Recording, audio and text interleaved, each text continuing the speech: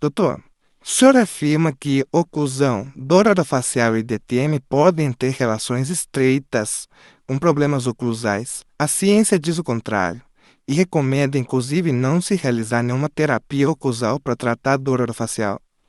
Quem está errado nessa história? Acho que, acho que aí não é bem quem está errado nessa história, né? Eu acho que ninguém está errado. Eu acho que os dois estão certos. A grande questão é a gente começar a conceituar as coisas como elas precisam ser conceituadas e entender dentro do processo histórico o que foi que aconteceu com a odontologia, a forma como a gente passou a enxergar a oclusão. Então, primeiro, para mim, a oclusão, como está na capa da segunda edição do meu e-book sobre oclusão, é o que dá vida à mastigação, dá sentido à forma e dá razão à odontologia. Né? Então, oclusão é muito mais do que só engrenamento dentário. Né? Eu não posso, com tudo que a gente conhece hoje sobre cinemática mandibular, sobre função muscular, sobre função neuromuscular, sobre o controle neural, sobre propriocepção, sobre o controle nos diferentes espaços cerebrais, imaginar que oclusão é só engrenamento dentário. Né? Como o próprio Dr. McNeil diz, oclusão é o relacionamento funcional entre todas as estruturas do sistema estomatognático. Músculos, ossos, nervos, vasos, articulação, até dentes. Né? Então eu tenho que começar imaginando isso daí. Oclusão não é simplesmente o relacionamento dentário. Tá? A segunda situação é que existem sim artigos científicos, né? Tem uma revisão de escopo mesmo, de Pacu e colaboradores, que ele é bem claro ali dentro, ele mostra ali dentro uma série de situações oclusais, e agora falando dessa oclusão que eu estou comentando com você, tá? Não uma oclusão de contato dentário, né? Que são potencialmente danosas às estruturas do sistema estomatognático. E aqui eu acho que a nossa conversa começa. Uma coisa é eu falar que vai causar uma disfunção temporomandibular, uma coisa é eu falar que vai causar uma dor orofacial, outra coisa é eu falar que são potencialmente danosas. São coisas completamente diferentes. Isso tem que ficar muito claro na cabeça do clínico, principalmente. Então, a ausência de evidência de causalidade entre estudos observacionais não é uma evidência de ausência de relação clínica. Eu tenho que entender que artigo científico é escrito por cientista para cientistas. O clínico tem que começar a tomar as suas decisões clínicas baseado, claro, na ciência também, na sua experiência clínica e na ciência também, mas compreendendo que as conclusões de um artigo científico são feitas para outros cientistas. Então ele tem que entender e ler um artigo científico, buscar dentro dos resultados as respostas que interessam a ele. Nem tudo que é estatisticamente significante é clinicamente relevante e vice-versa. O cientista, ele relata o que ele pode provar estatisticamente. Mas o clínico, ele tem que ter a sensibilidade de enxergar o que a ciência ainda não consegue isolar. A oclusão como parte integrante de um planejamento individualizado e multidisciplinar na reabilitação de um paciente. Aqui vem um outro termo importante. Oclusão, as terapias oclusais, elas são reabilitadoras, elas não são terapias de tratamento. E aqui cabe essa colocação. Então, quando a gente tem um artigo que afirma aí que a causalidade entre oclusão e DTM não pode ser estabelecida, ele está definindo os limites do método científico. Ele não está invalidando a prática clínica. Eu acho que ignorar a oclusão no planejamento reabilitador de um paciente, desconsiderar, ignorar a oclusão é a gente realmente desconsiderar um fator que, embora seja um fator muito complexo, um fator multifacetado, ele está diretamente relacionado com a fisiologia da boca. Agora, eu preciso entender quem veio antes. Eu preciso entender até onde ele é causa, até onde ele é consequência, até onde ele é um fator a mais dentro dessa situação. Se a disfunção temporomandibular ela é multifatorial, não é? E ela é multifatorial, eu tenho que entender que a oclusão ela pode ser mais um fator. E isso, se eu tiver isso muito bem colocado na minha cabeça, se eu souber avaliar clinicamente um paciente, esse é um outro ponto muito importante, né? E se eu tiver isso muito bem colocado na minha cabeça, eu consigo individualizar o tratamento do meu paciente, oferecendo para ele o que há de melhor para a saúde. E aqui entra um outro ponto bastante importante, né? Oclusão não é DTM, oclusão não é uma parte da disfunção temporomandibular. Oclusão é uma parte fundamental da odontologia, oclusão é saúde. Os estudos mostram para a gente, né, que uma oclusão adequada ela tem um aumento de irrigação sanguínea no córtex pré-frontal, que está diretamente relacionado às questões dopaminérgicas, ela tem funções cognitivas, ela tem funções em relação aos controles emocionais do paciente. Então a gente ignorar completamente a oclusão em qualquer avaliação odontológica, aqui é que entra a importância, né? Eu acho que depois de 1987, depois do processo de Michigan, a ciência ela fez a parte dela, ela lutou para poder comprovar que a oclusão não era capaz de gerar por si só uma disfunção temporomandibular, e ok, isso está certo, senão a prática da odontologia teria se transformado em algo completamente inviável.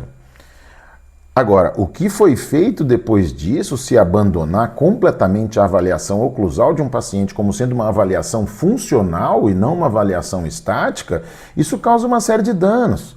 Isso causa o quê? Mais de 70% dos tratamentos ortodônticos terminando com contatos prematuros. 42% das próteses sobre implantes, elas têm algum dano por sobrecarga oclusal. Né? Então, para mim, as duas principais práticas reabilitadoras, que é a prótese e a ortodontia, elas estão terminando com danos, porque esses profissionais deixaram de avaliar oclusão como algo funcional, se avalia máxima intercuspidação e até logo. Tanto que é muito difícil, posso até te dizer que impossível, a gente encontrar um dentista que nunca tenha feito uma restauração linda e tem que ter removido toda a oclusal para poder encontrar um ponto de conforto para o paciente. Que o paciente depois está reclamando sempre que essa restauração está alta. Está alta por quê? Eu tenho 5 posições bucais, né? Eu tenho 5 pontos bucais de referência: relação cêntrica, máxima intercuspidação, guia canina esquerda, guia canina direita e guia anterior. E a gente, na hora de avaliar para ajustar uma restauração, a gente faz uma avaliação de máxima intercuspidação, né? E querem me falar, mas o ajuste oclusal por desgaste seletivo é algo danoso. Por quê? Se você fizer um exame bem feito da oclusão do seu paciente, volto a falar, não estou falando de disfunção temporomandibular, estou falando de oclusão, né? Tanto que eu sempre reclamei quando me intitulavam como, ele é professor da área de oclusão e DTM. Não tem área de oclusão e DTM. Existe oclusão e existe DTM. São duas coisas separadas que precisam ser aplicadas no mesmo paciente nos momentos adequados. Esse é o ponto, né?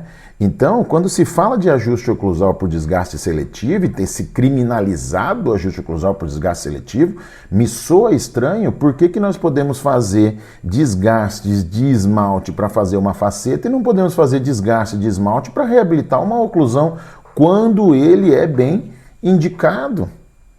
Né? É em todo paciente? Não, tem pacientes que a ortodontia vai ser melhor, tem pacientes que é uma questão realmente de perda de tecido dentário, você precisa de uma restauração, né? Mas então é muito importante que isso seja colocado, né? Oclusão é uma situação, dor orofacial, disfunção temporomandibular é outra situação, e esses dois em alguns momentos se comunicam sim. como dentística se comunica com oclusão, como dentista se comunica com oclusão e com dor, como endodontia se comunica com dor crônica, como endodontia se comunica com dor não dentária. É odontologia, eu não posso mais segmentar o indivíduo dessa forma, como ele vem sendo segmentado. Então, uma coisa é você tratar o paciente de dor orofacial e DTM. Outra coisa é você reabilitar um paciente com problemas oclusais. São coisas separadas que podem sim se comunicar. Então, o senhor está dizendo que terapia oclusal não é um tratamento para DTM? Sim, não necessariamente, sim. A terapia oclusal, ela é um tratamento oclusal, ela é um tratamento para uma disfunção oclusal, né? Tratamento de disfunção temporomandibular é um tratamento de disfunção temporomandibular. Eu acho que onde o artigo científico termina com uma dúvida, e geralmente é assim que ele termina, né? Mais estudos precisam ser feitos, é claro, porque a ciência ela tem isso, né? A ciência ela trabalha com diminuição de incertezas. Nós, clínicos, trabalhamos com sofrimento, né? Hoje, a formação acadêmica em alguns centros, principalmente nos centros onde a pesquisa é bastante valorizada, ela acaba fazendo com que o aluno de graduação saia praticamente um cientista, com currículos maravilhosos, publicações de grandes quales e tudo mais, mas sem experiência clínica. E nós precisamos definir muito bem isso. A gente está formando um aluno de graduação para ele estar dentro de um laboratório, ou para ele estar dentro de uma clínica privada, de uma clínica, né, de um consultório diante de um paciente. Né? Então, aonde o artigo científico, como eu estava dizendo, termina com uma dúvida, o planejamento começa com uma decisão. Essa que é a grande diferença. Nós estamos preparando os alunos de graduação para tomar uma decisão à frente do seu paciente? Né? Ele hoje tem essa condição? Ou ele vai olhar para o paciente e vai falar, mais estudos precisam ser feitos? Né? A ciência ela trabalha com tabelas, ela trabalha com números. Né? O clínico, na hora que ele está ali sentado no mocho, ele está trabalhando com uma vida, com uma história, com uma pessoa ali à frente dele. Né? E isso não quer dizer que um esteja errado ou outro errado. Não quer dizer que isso tem que ser dicotomizado. Isso precisa ser unido, isso precisa ser trabalhado junto. Né? Nós precisamos estudar as bases que transformam essa decisão em sucesso terapêutico. Esse é o grande lance. O clínico precisa ser ensinado isso. A gente precisa sair da observação passiva e partir para uma precisão técnica, para uma intervenção assertiva, antes que o quê? Antes que o dano silencioso se torne um colapso de toda essa estrutura, um colapso irreversível. Né? Por quê? Porque o alicerce oclusal é o que sustenta todo e cada caso de reabilitação. A ciência pode ter dificuldade em medir a complexidade da oclusão, mas o paciente é quem vai pagar o preço quando o clínico resolve ignorar isso daí. Nós estamos preparando os nossos alunos para avaliar a oclusão de um paciente? Ou nós estamos preparando nossos alunos com números? São números, todo mundo é número. Né? Então, todos os pacientes têm que ter a mesma inclinação dentária, todos os pacientes têm a mesma angulação dos dentes. Né? A biologia é exata dessa forma? Será? O professor Marco César Ferreira, que desenvolveu a filosofia Ferreira Trent comigo, ele costuma dizer o seguinte, nada é mais estável do que uma maloclusão, e é verdade. Né? Como que eu, Leonardo, vou falar que maloclusão causa DTM? Né? Minha esposa, meus alunos sabem, minha esposa é um compêndio de maloclusão e não tem dor. Né? Por quê? Porque dor orofacial é multifatorial. Agora, em relação a tratamento e reabilitação, são coisas diferentes. Eu preciso entender a semântica disso. Tratar um paciente é realizar técnicas, é realizar instruções que venham a diminuir os riscos daquele problema ocorrer novamente. É assim que eu considero. Então, por exemplo, se eu tenho uma criança que chega no meu consultório com cárie, ok. Para eu tratar esta criança, Eu preciso ter um diagnóstico dessa criança. E diagnóstico eu só vou ter quando eu responder a pergunta por quê. Isso eu sou muito claro nas minhas aulas. Se eu não tenho a resposta da pergunta por quê, eu tenho que tomar muito cuidado em lançar mão de terapias invasivas e irreversíveis. Então, eu vou responder a pergunta por quê. É meu primeiro ponto. Né? Então, depois que eu resolvo por quê? Por que essa criança está com cárie? Porque ela higieniza mal e tem uma dieta cariogênica. Como é que eu trato essa criança? Ensino essa criança a higienizar bem a boca, ensino os pais a importância dessa higienização e falo sobre dietas menos cariogênicas ou não cariogênicas para essa criança. Isso daí é básico. Com esse tipo de intervenção, eu vou diminuir os riscos de que o problema ocorra novamente. Isso é tratar. Reabilitar. Reabilitar, eu vou fazer uma restauração. Ou uma restauração com resina ou com ionômero. Prevenir. Prevenir eu vou fazer selantes, eu vou fazer... Compreende? Então, é importante que o clínico tenha isso em mente, porque parece que é algo bobo, mas não é. Isso muda completamente a forma de ver. Porque se eu só reabilito esse paciente, faço a restauração do paciente e bato um papinho com ele de que é importante escovar o dente, mamãe, papai, vocês precisam escovar o dente. Daqui 2 anos, esse dente voltou. E voltou com uma cárie maior. Voltou com uma infiltração. Daqui 5, 6 anos é uma endo. Daqui 12, 15 anos é um implante, ou seja, nós levamos o elemento dentário ao estresse máximo, que é a perda dentária. Né? Então, por quê? Por causa de falta de tratamento e excessos de reabilitação. Então, existe uma escada para mim que é muito básica. Né? Tudo começa com um planejamento, do planejamento eu subo para um tratamento, tratamento, reabilitação, reabilitação, controle. E quem segura essa escada toda é o diagnóstico. Para eu falar em diagnóstico, eu tenho que, primeiro de tudo, responder a pergunta por quê. Então, sim, tratamento é uma coisa, reabilitação é outra coisa. Se eu tenho um paciente com dor orofacial, eu primeiro trato a dor desse paciente, controlo a dor desse paciente. Depois eu vou avaliar os fatores relacionados à odontologia que podem estar ou não prejudicando esse paciente. Ter ou não uma relação com esse paciente. E aí sim vem essa diferença entre a ciência e a clínica. Enquanto o cientista ele precisa responder para tirar a minha dúvida clínica, a função dele é essa. Enquanto ele precisa responder para mim, isso tem ou não uma relação estreita sobre isso. Eu como clínico, se eu vejo algo que é danoso, que é sabidamente danoso, um contato prematuro é sabidamente danoso a todos os elementos do sistema estomatognático, gera inflamação crônica no gânglio de Gaster, as pesquisas mostram isso. Gera alteração no limiar de disparo de potenciais do nervo trigêmeo, principalmente das fibras do tipo C e do tipo A gama. Por que não tirar esse contato prematuro?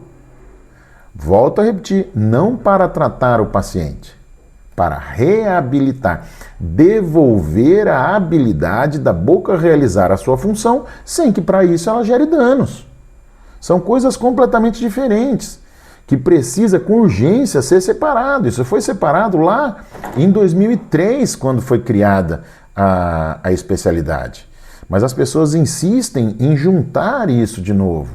Né? E quando a gente ou luta para separar absurdamente ou luta para juntar absurdamente, só uma pessoa paga o preço por isso daí, que é o paciente.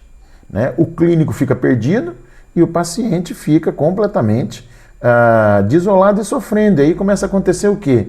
Os pacientes cronificam. Os pacientes cronificam, porque você tem uma gota transbordando o copo. Né? Um copo cheio, já com aquela tensão superficial da água, já fazendo aquela bolha para cima do copo ali de água, quando você derruba a última gota, ele transborda. Né? Quem transbordou não foi a última gota, foi o copo cheio. Então, se eu consigo eliminar os fatores de estresse ao sistema, por que não fazê-lo?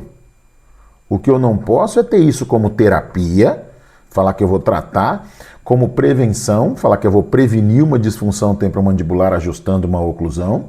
Não. Né? E o meu paciente tem que estar o tempo todo informado das condições dele. Isso daí é que é importante. O paciente está bem, está sem dor, está sem queixa estética, está sem queixa funcional. O paciente está funcionando bem. Por que que eu vou alterar os padrões oclusais desse paciente para prevenir uma disfunção temporomandibular que eu nem sei se vai acontecer porque ela é multifatorial? Não posso fazer isso. Agora, meu paciente já apresenta queixas, já apresenta colapso, já apresenta destruição de elementos, eu não vou corrigir algo que eu estou vendo que está errado no sistema, que é mais um fator que pode estar agregando problema ao sistema? Por que não? Não consigo entender a lógica de não fazê-lo. Como então avaliar um paciente que tem problemas oclusais e tem dor orofacial? Como avaliar o paciente que já chega com esses dois problemas? É aí que está. Para nós, dentro da filosofia Ferreira Trench de tratamento, um paciente que tem dor orofacial, ele é um paciente de dor orofacial. Ele não é um paciente de oclusão, de ortodontia, de prótese, não, ele é um paciente de dor. A primeira coisa que tem que ser diagnosticada é a dor desse paciente. Por quê? E aqui vai algo muito interessante. Dor muda função.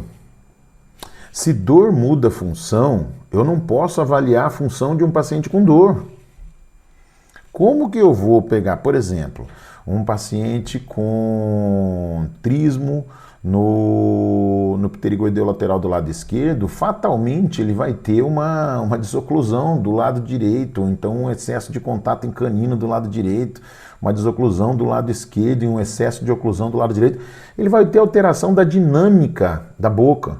Se eu avaliar a oclusão desse paciente com esse paciente sem avaliar a musculatura desse paciente, sem avaliar a articulação desse paciente, fatalmente eu vou incorrer em dano de diagnóstico.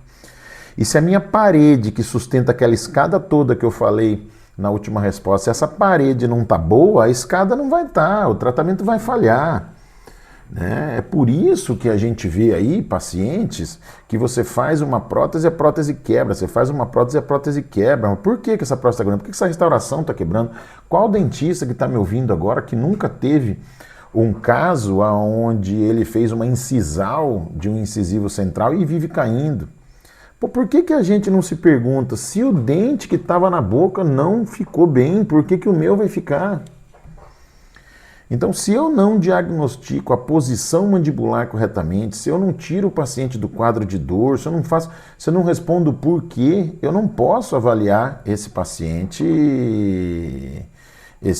para um tratamento reabilitador, né? Para uma reabilitação, perdão. Eu tenho que primeiro tratar esse paciente. Então, dentro da nossa forma de tratar e de avaliar os pacientes, primeiro uma anamnese muito bem feita, ela é fundamental. Depois uma semiologia muito atenta às alterações anatômicas, às alterações fisiológicas, às alterações funcionais, né, da boca do nosso paciente.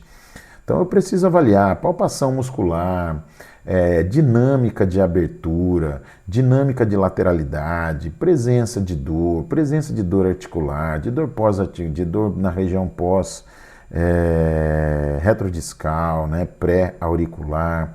Eu preciso avaliar o meu paciente como um todo. E aí depois eu começar a compreender. Então, se o paciente tem dor espontânea, é um paciente que não vai para a reabilitação. Esse paciente vai primeiro tratar ou controlar o quadro de dor, né? Se esse paciente tem dor à palpação, tá ok, ele tem dor à palpação. Mas esse paciente tem dor à palpação e o contato dele, o primeiro contato dele em relação cêntrica de primeira intenção, está ocorrendo ali num espaço interoclusal que invade o espaço fisiológico ali, aquele espaço de 2 a 3 milímetros da dimensão vertical de repouso. Poxa, esse masseter não está parando de trabalhar, né? Eu primeiro vou desprogramar esse paciente, vou entender a dinâmica dessa boca, até para eu poder compreender se essas questões musculares alteraram a posição da mandíbula e estão gerando esse contato, ou se esse contato alterou a dinâmica muscular. Então, eu preciso primeiro entender o meu paciente como um todo. É por isso que a gente vê, e qualquer pessoa que tenha mais aí de 5, 6, 10 anos de clínica, sabe que isso daí acontece. O paciente chega no teu consultório, doutor, já fiz essa prótese 3, 4 vezes, essa restauração já fiz 5, 6 vezes e não fica boa. Né? Por que a gente tem casos aí reabilitados com 8, 6, 7 anos de controle estão bons? Essa semana mesmo, sentado com o Dr. José Mondelli conversando, ele veio me mostrar um caso de 60 anos de controle, né? Casos de 18 anos de controle de reabilitação de ponta de canino. Por quê? Porque você faz com que a boca entre em equilíbrio com o sistema neuromuscular. Se eu não avaliar o sistema neuromuscular, falhei completamente, não tem sentido. Né? Então, pensar em reabilitação sem falar de avaliação da dinâmica, da cinemática mandibular, das funções neuromusculares de um paciente é pensar para falhar. Né? Então, uma máxima que a gente tem dentro da filosofia é que o início do planejamento de qualquer reabilitação, seja ela nas 5 categorias de reabilitação, como é que você reabilita um paciente? Ajuste oclusal, restauração, prótese, ortodontia e cirurgia ortognática. Qualquer uma dessas 5 que eu avalie, que eu planeje uma reabilitação sem pensar nas questões neuromusculares primeiro, planejei para falhar, com certeza.